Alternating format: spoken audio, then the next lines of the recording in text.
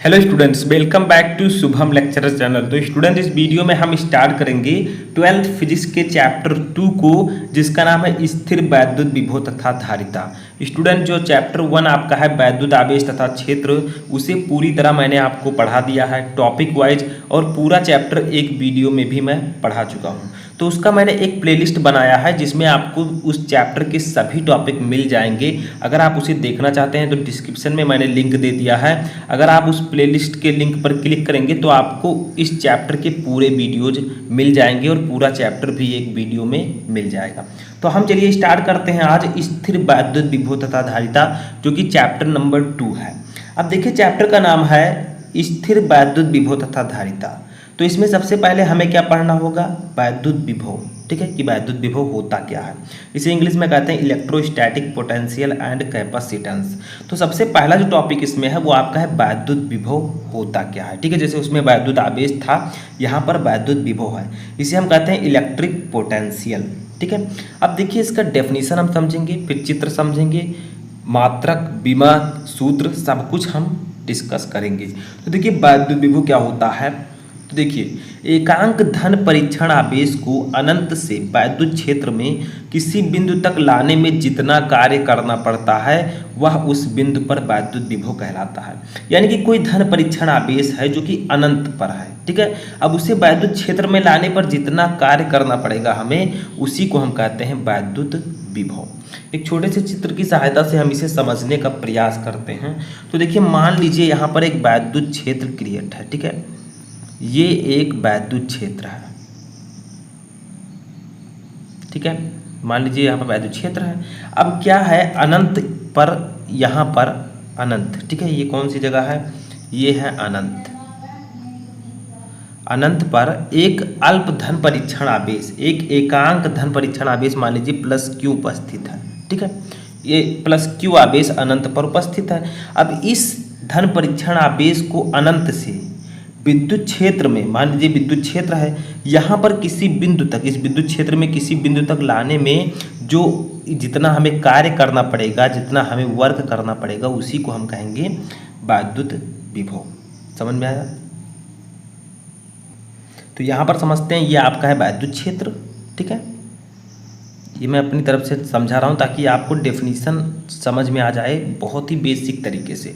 तो देखिए, अनंत पर कोई धन परीक्षण आवेश उपस्थित है, यहाँ पर वैद्युत क्षेत्र है। अब इस धन परीक्षण आवेश को, ठीक है, अनंत से इस बिंदु तक लाने में, इस बिंदु तक वैद्युत क्षेत्र में जो बिंदु स्थित है, यहाँ तक लाने में जितना वर्क करना पड़ेगा, कार्य करना पड़ेगा, उसी को हम कहेंगे वैद्युत विभव। क्योंकि अनंत से किसी धन परीक्षण आवेश को हम लाएंगे तो हमें कुछ कार्य करना पड़ेगा, कुछ भी लाना है तो कार्य तो करना ही पड़ेगा, तो उसी को हम कहते हैं वैद्युत विभव। तो एक बार फिर से समझते हैं, एकांक धन परीक्षण आवेश को अनंत से वैद्युत क्षेत्र में किसी बिंदु तक लाने में, यहाँ तक मान लीजिए लाने में जितना कार्य करना पड़ेगा, उसको हम कहेंगे उस बिंदु पर वैद्युत विभव। ठीक है, अब देखिए यहाँ पर एक पहले हमें एक चीज़ समझना है। क्या समझना है? तो मान लीजिए, माना, ठीक है, या किस प्रकार की राशि है इसको भी जानना जरूरी है। वैद्युत विभव किस प्रकार की राशि है? तो यहाँ पर हम राशि जो है ये एक अदिश राशि है। ठीक है, अभी मैं आगे बताऊंगा। तो चलिए सूत्र पहले समझते हैं। तो देखिए, यदि धन, ब्लैक से लिखते हैं, परीक्षण आवेश, मान लीजिए धन परीक्षण आवेश, ठीक है, क्योंकि परीक्षण आवेश है तो यहाँ पर हम लोग Q0 भी लिख सकते हैं। ठीक है, आप लोग यहाँ पर Q0 कर लीजिए, ये +q भी सही है। तो देखिए, यदि धन परीक्षण आवेश, ठीक है, +Q0 क्या है? धन परीक्षण आवेश जो है वो +Q0 है। Q0 को अनंत से वैद्युत क्षेत्र, ठीक है, वैद्युत क्षेत्र के किसी बिंदु तक, किसी बिंदु तक लाने में मान लीजिए W कार्य, ठीक है, W कार्य को हम W से डिनोट करते हैं, तो W कार्य करना पड़ता है, करना पड़ता है। ठीक है। अब देखिए हमने क्या माना है कि मान लीजिए जो अनंत पर जो धन परीक्षण आवेश उपस्थित है वो प्लस क्यू नॉट है, ठीक है, क्योंकि प्लस क्यू भी हो सकता है लेकिन धन परीक्षण आवेश एक बहुत ही सूक्ष्म आवेश है तो हमने क्यू नॉट रख दिया है, ठीक है। इसको लाने में यहाँ तक जितना कार्य करना पड़ेगा वही मैंने लिखा है कि यदि धन परीक्षण आवेश प्लस क्यू नॉट को अनंत से वैद्युत क्षेत्र में किसी बिंदु तक लाने में डब्लू कार्य करना पड़ता है तब वैद्युत विभव का सूत्र क्या होगा, तब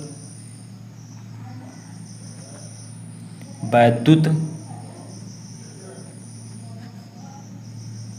क्षेत्र के उस बिंदु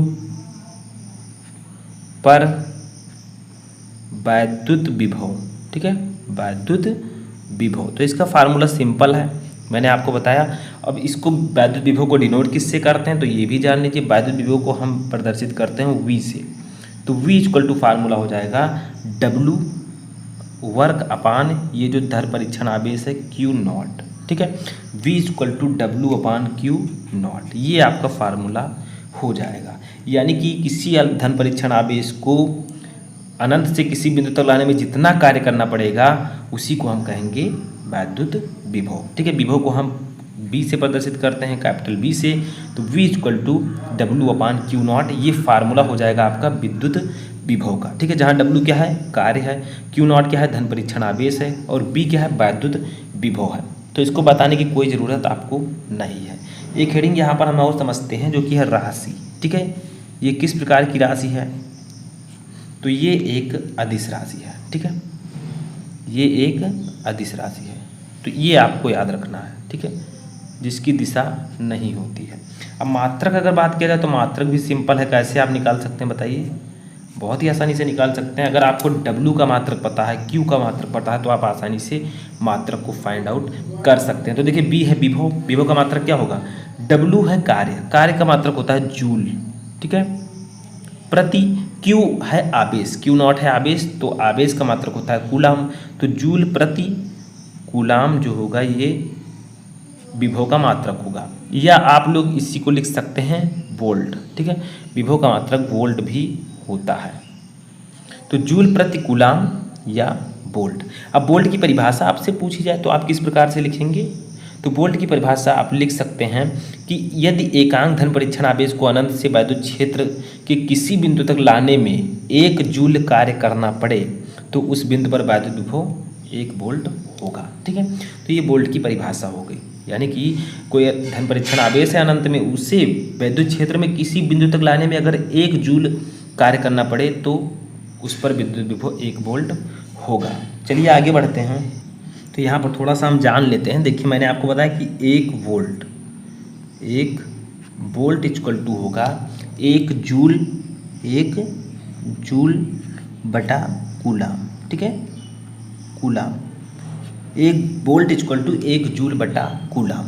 तो यही कहा गया है कि अनंत से एकांक धन परीक्षण आवेश को अनंत से किसी बिंदु तक लाने में अगर 1 जूल कार्य करना पड़े तो उसका विभव 1 वोल्ट होगा, ठीक है। तो हम लिख सकते हैं 1V यानी कि 1 वोल्ट इक्वल टू 1 जूल। अब ये कूलाम है, ऊपर जाएगा तो कूलाम इन्वर्स हो जाएगा, तो कूलाम इन्वर्स, कूलाम को हम C से डिनोट करते हैं, ठीक है। तो इस प्रकार से आप 1 वोल्ट की डेफिनेशन दे सकते हैं, ठीक है। डेफिनेशन में बोल दे रहा हूँ, लिख लीजिए कि एकांक धन परीक्षण आवेश को अनंत से किसी वैद्युत क्षेत्र के किसी बिंदु तक लाने में 1 जूल कार्य करना पड़े तो उस बिंदु पर विभव 1 वोल्ट होगा, ठीक है। अब एक चीज़ यहाँ पर और आपको समझना है, ठीक है, कि वोल्ट की परिभाषा या फिर हम लिखा ही देते हैं ताकि आप भूलें ना, ठीक है। वोल्ट यानी कि 1 वोल्ट, ठीक है, 1 वोल्ट की परिभाषा हम लिख लेते हैं। तो इसको लिख लेते हैं ताकि आप लोग नोट कर लें और आपको याद रहे। तो देखिए यदि